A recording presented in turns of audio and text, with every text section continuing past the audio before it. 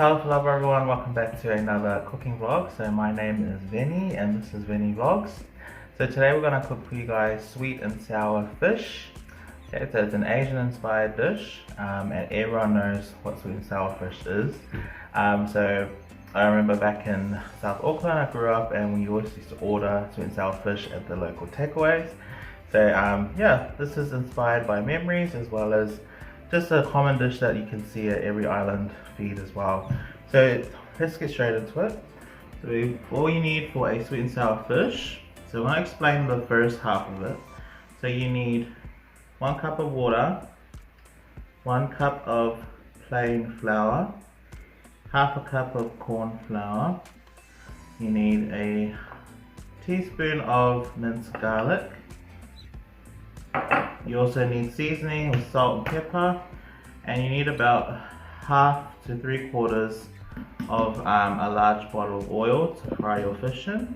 So this bottle is 2 liters of oil, and that's what you need for your batter. And this is the fish. So I've got about 1 kilo's worth of fish fillet. So I use 2 types in this one. So you've got basa, your normal basa here in Australia. And then you also got red snapper. So the red snapper is a bit more expensive, but it's very ideal when it comes to frying fish. You need half an onion, about 1/4 of a red capsicum. You also need half a cup of pineapple juice, half a cup of sugar. You also need half a cup of vinegar, so it's white vinegar, and half a cup of ketchup sauce, not tomato sauce, ketchup. And I'm going to use half a can of pineapple chunks in there as well, and 2 tablespoons of corn flour.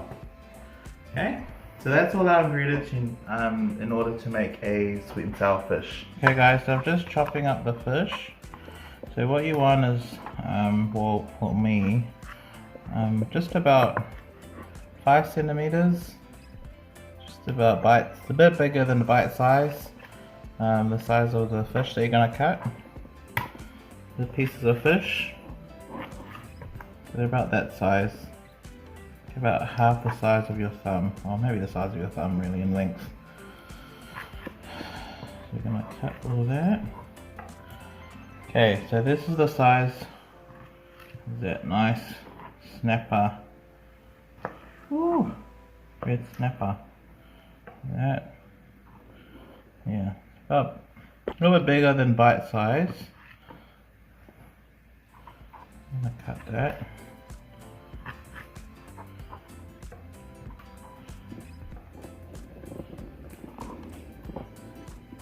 You just want those just a little bit bigger than bite size, but I mean the oil will cook them.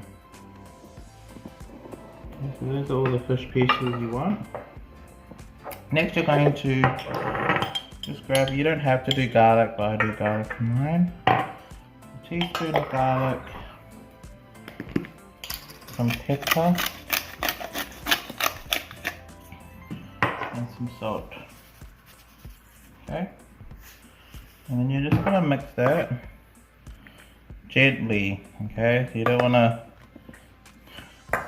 rip into your fish, but you're just going to mix it through gently, and then just allow that to sit while we're going to work on our batter. We're going to work on our batter. We're just going to add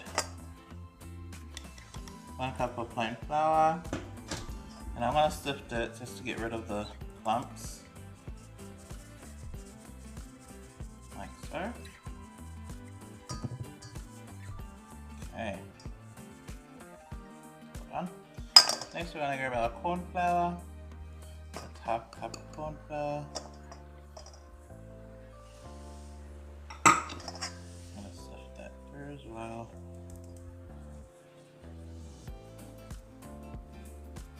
This is just, it's just to ensure that your flour mix will be smooth. Okay, I'm going to add a little bit of salt, and then we're going to add in our 1 cup of cold water. So we're going to pour half in first, and then mix that through. Obviously that's very funky. And we're gonna add in the rest. Okay.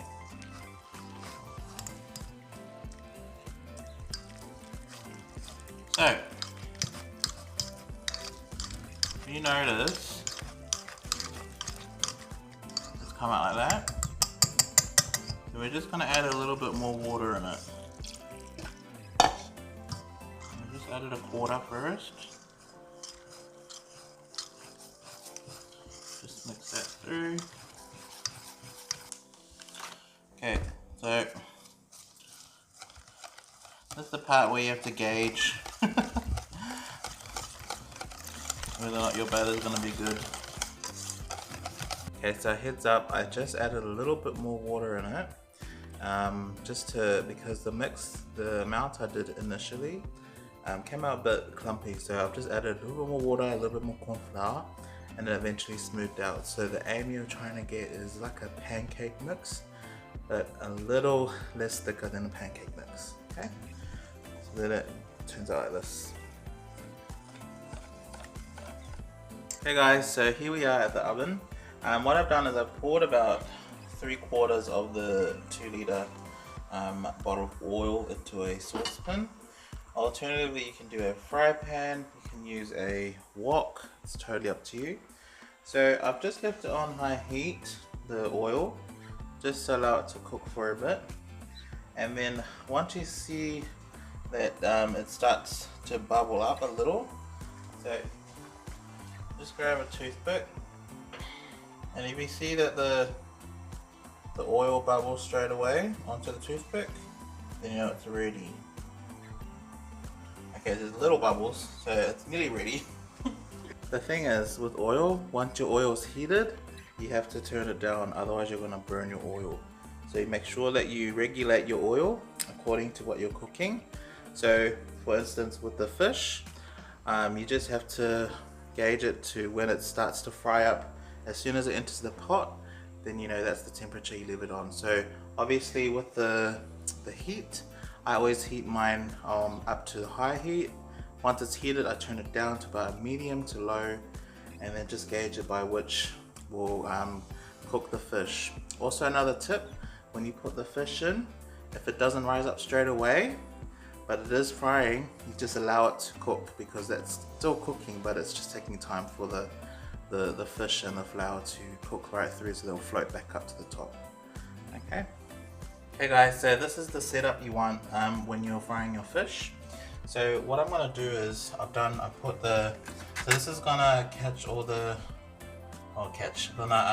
drain all the fish while you're frying it.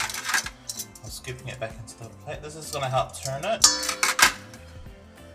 And then this is the batter, and this is the bowl of fish. So what I'm gonna do firstly, I'm just gonna grab some plain flour, just about a 1/4 cup, and then I'm just gonna pour that in there like so. Okay, so the reason why you coat your flour first, or your fish with flour, is just so that the batter can stick to it. Okay, just like that. Just as simple, and it protects the fish as well. Okay, and it makes it real crunchy as well, like so. We can smell the garlic. So what I'm gonna do is gonna grab the fish, dip it in the batter. Okay, just wipe it to the side, give it a wiggle. It's in there. Woo! Look at that. So once it does that, you know that your oil is ready. So firstly, you can see that it is sinking to the bottom, but that's because the oil is just trying to get used to the fish, and it's still cooking it. So you'll know that your fish pieces will be cooked if they start floating to the top and they start to brown. Okay. So all you're doing is grabbing your tong, grab a fish piece, batter straight into the fry. Okay. So we're just gonna use those first pieces, and what you do is just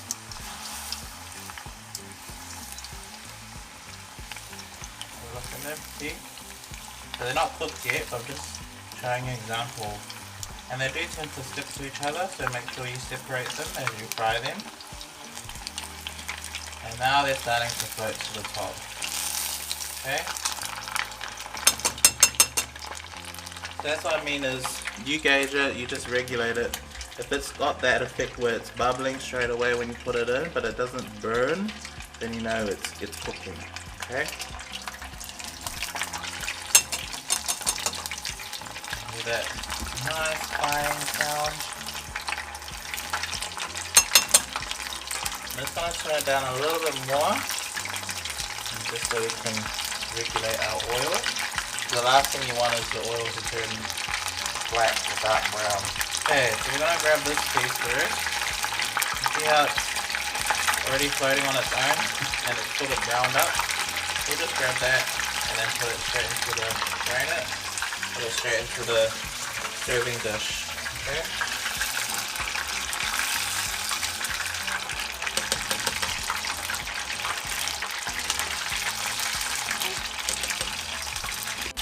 Okay guys, so you see the pieces are slowly cooked through. So we're gonna transfer them over to the serving dish now. There you go. In.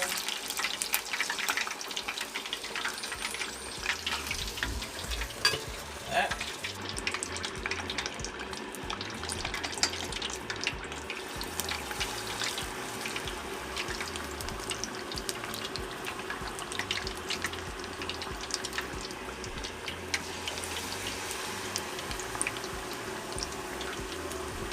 So you're really just gonna dip and fry. That's all it is.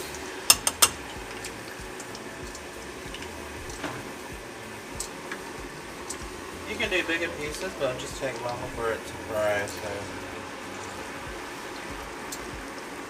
that's why it's ideally do bite size.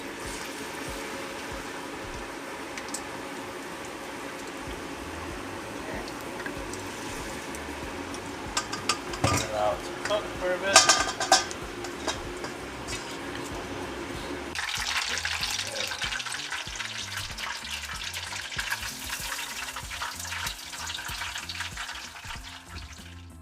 Okay guys, so just on the third batch of fish, so it requires a lot of patience as well.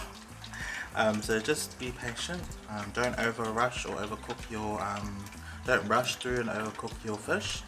It just takes time for it, like I said, to cook, and once it's cooked through, it will float up to the top and then it will go brown.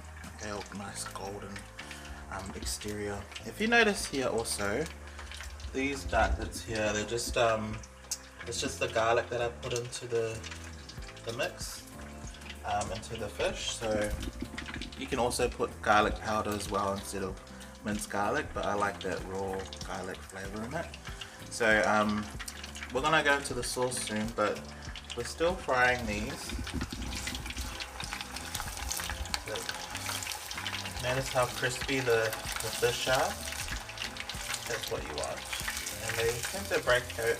Means you don't have to worry about them sticking together because they'll break off easily away from each other. So just keep an eye on them. Okay, we're nearly there, guys. So, woo! Careful. So we're just gonna transfer that. Wow, that whole plate full of fried fish. So good.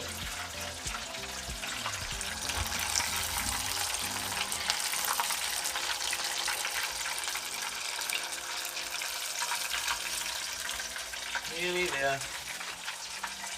And some people actually put their fish on cooling racks before they plate it, but I mean, this is a home cooked meal. Don't worry about it. And the sauce is going to go on top anyway, so we'll just go straight to the point, eh? Now we're going to do the sauce, the sweet and sour sauce. So what I've done is I've just grabbed a small saucepan, just to mix your sauce in. So we're going to firstly add some oil in the pot. Then we're gonna add our onions. Just saute them or lightly fry them. Just turn it down. Like this. Add your chopped onions in there.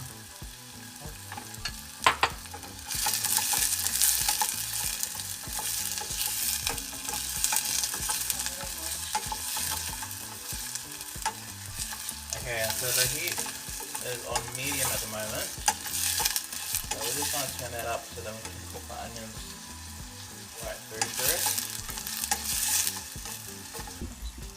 Okay, next we're just going to add the capsicums in there. So I've just chosen red capsicum. You don't have to add capsicum in it if you don't want to, but I've just put red capsicum in there just to add the red colour to the sauce. Okay, so allow that to cook through. Again, this is all on medium to high heat. In the meantime, I'm going to turn it down to medium now. We're just going to grab our pineapple juice, our vinegar, okay, our sugar, sugar overboard, and also, alright, and our ketchup sauce. Okay, and then we're just gonna stir that through. And if you haven't figured it out already, it should add up to 2 cups. Okay, gonna mix that, and also get the rest of that sugar in here. And lastly, we're just gonna add our 2 tablespoons of cornstarch. Okay, this is to thicken the sauce. Okay, I'm gonna stir that in.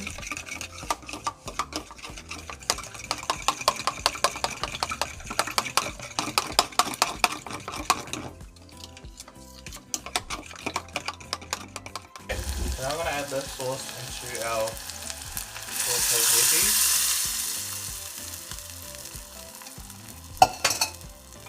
I'm just going to allow the cornstarch to cook. So you notice here that it's not total red yet, but that's because the cornstarch hasn't cooked through yet. You just got to keep on stirring it through, and you'll notice eventually the sauce will thicken. So this is the part I said, if it's too thick you can add more pineapple juice. If it's light in color, you want to add more red to it, you add more ketchup. So we're just going to allow that to cook through. Okay, so I'm just adding a little bit more sauce. Just give it more red color.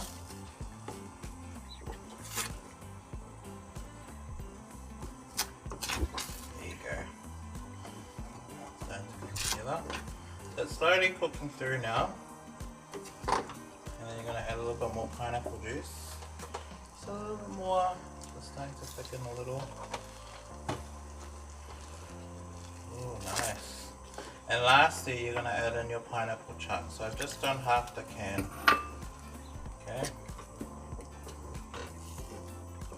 And you just allow that to cook through on medium heat for about 2 to 5 minutes. It doesn't take that long, and it should eventually thicken. If it's too thick, like I said, just add more pineapple juice to it.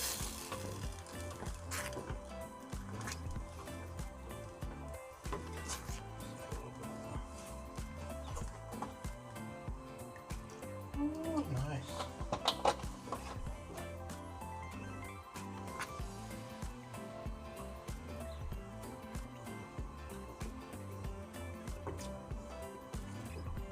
Okay, that should be ready. So we're gonna now plate our sweet and sour fish. Just gonna pour the sauce over it. Some dishes actually cook it in the pot with the sauce, but I know for my family as well as myself, I like the sauce to be poured over the fried fish, and then you eat it straight away when you serve it. So you do this point, you do this part before you serve, okay? If you're taking it to church, I recommend that you put your sauce in a separate bowl, and then you only pour it on top once you're ready to serve it for the gourmet or for the feed, okay? So you don't pour it at home and take it unless you want the fish to be soggy and soak up all your sauce. But yeah, I recommend that you leave the fish aside and then you pour it on top once you're ready to serve your meal, okay? So now we're going to pour the sauce on top. Here you go. Just, woo.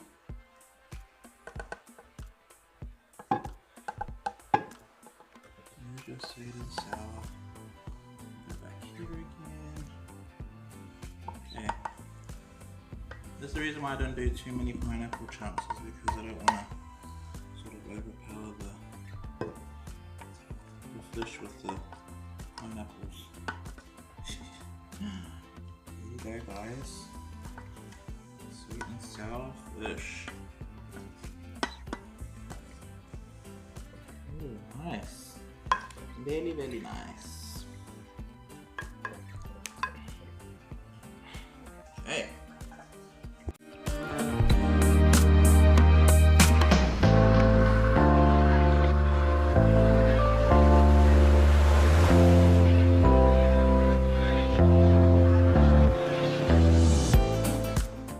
Hey guys, so here's our sweet and sour fish. Yum. Okay, so this is what I mean by you pretty much just pour the sauce over it, and the rest is history. You just put it on the table, and it's ready to eat. Okay, so I'm gonna serve some now. Okay, just grab nice. Grab some of that sauce, capsicum. Ooh. Yummy. Again, you know, Islanders, they love to have it with cream taro or fish. I mean fish. Or rice. Let's have it with rice.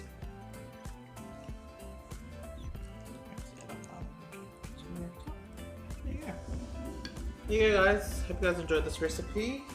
Stay tuned because I'm going to be uploading more recipes soon. And also keep an eye on my Instagram story because I might be uploading some more polls. So like I said, this was a winner in our Instagram poll that I did. So I'm starting to do Instagram polls because I'm getting a lot of recipes via my messages. Just people or subscribers requesting specific dishes on how to cook them. So this was one of them, and this is sweet and sour fish. So this won the poll that I did on my Instagram story. So well done, the sweet and sour fish voters. I want to try it, as I always do. Okay, ready? Cheers.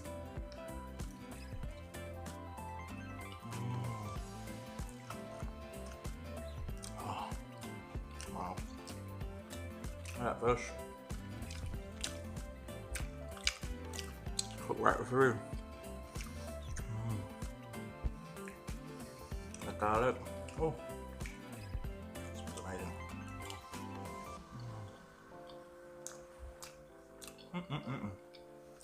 Okay, I'm on.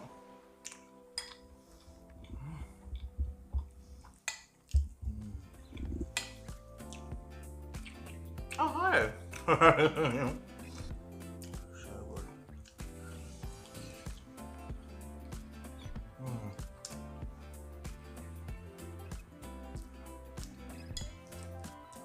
Really good. Hey guys. That is our vlog for today.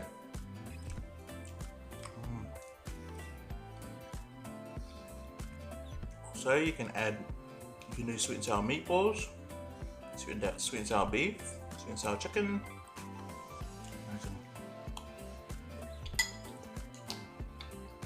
Want some? that's our vlog for today, guys. Thanks for tuning in, and we shall see you guys in the next vlog.